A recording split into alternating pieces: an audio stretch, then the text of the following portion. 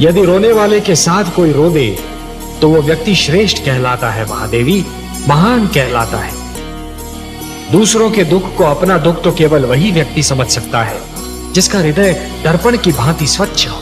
ये मैं बार बार यही कहता हूं कि कभी किसी को किसी का बुरा नहीं सोचना चाहिए, क्योंकि जो भी व्यक्ति किसी और का बुरा सोचता है अंत में उसका भी बुरा हो ही जाता है। जो भी व्यक्ति ये समझते हैं कि ये तंत्र मंत्र, ये सर्वनाश और अंधकार की शक्तियां केवल किसी और को ही क्षति पहुंचा सकती हैं, तो वो उनका भ्रम है। सत्य तो ये है महादेवी कि जो ईश्वर के सच्चे भक्त होते हैं, जो स्वयं ईश्वर पर संपूर्ण विश्वास करते हैं, ये तंत्र मंत्र की शक्तियां उनका बाल भी नहीं बांका कर सकती। इस प्रकार द्वेष और घृणा का मारा व्यक्ति पड़ोसी के घर को जलते हुए देख ये भूल जाता है कि उसी अग्नि की लपटें स्वयं उसका घर भी जला सकती हैं।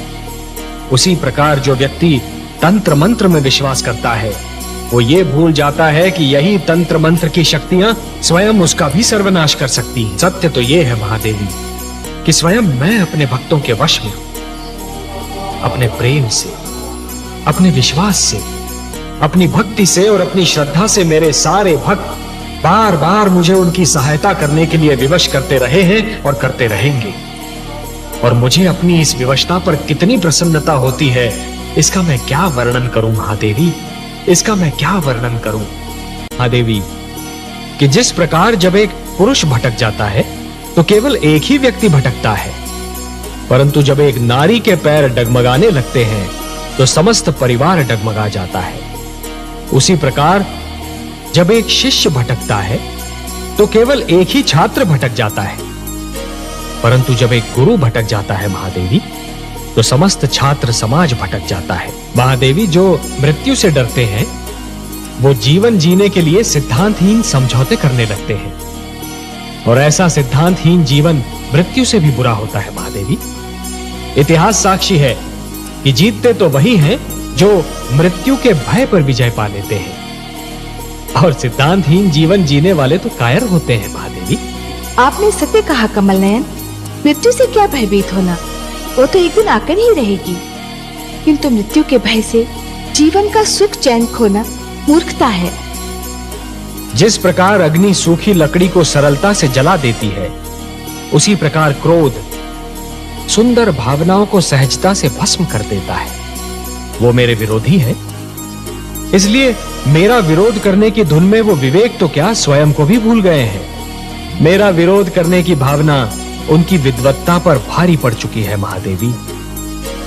और अब दैत्य गुरु शुक्राचार्य कोई भी सीमा पार कर सकते हैं। आश्चर्य है, क्या दैत्य गुरु शुक्राचार्य ये भी नहीं जानते कि सीमा से अधिक विरोध अपने ही दुख का कारण बन जाता है? नहीं जानते महादेवी, दुर्भाग्य से वो इस सत्य को नहीं जानते, पर अतिशीघ्र जान जाएंगे। जिस प्रकार चरित्र की हानि धन की हानि से अधिक बड़ी दुर्घटना होती है, उसी प्रकार देवत्व का अपमान देवताओं के अपमान से अधिक बड़ी दुर्घटना है। महादेवी, दो पक्षों में संधि का टूटना एक श्रृंखला के टूटने के समान होता है। एक कड़ी टूट जाती है तो कड़ी पर कड़ी टूटने लगती है। महादेवी, मोती जिस डोर में पिरोए हुए होते हैं, यदि वो डोर ही टूट जाए तो सारे के सारे मोती भूमि पर बिखर जाते हैं, और इन बिखरे हुए मोतियों को दोबारा समेटना और फिर से उसी डोर में पिरोना ये सरल कार्य नहीं होता महादेवी। जानती हूँ कमल नयन, बसी बसाई नगरी को उजाड़ना सरल कार्य होता है, उसी नगरी को फिर से बसाना बहुत कठिन होता है। वर्ष और पीढ़ियां बीत जाती हैं उसे बसाने में। सत्य कहा महादेवी, समझौते का तोड़ना सदैव शत्रुता को जन्म देता है, और शत्रुता एक ऐसा विषैला पौधा है जिस पर केवल द्वेष के पुष्प और संदेह के कांटे ही उगते हैं, और ये द्वेष और संदेह कई पीढ़ियों तक अपना रंग दिखाते रहते हैं। पर ये जान लीजिए कि सृष्टि की हर वस्तु किसी न किसी सीमा में बंधी हुई है।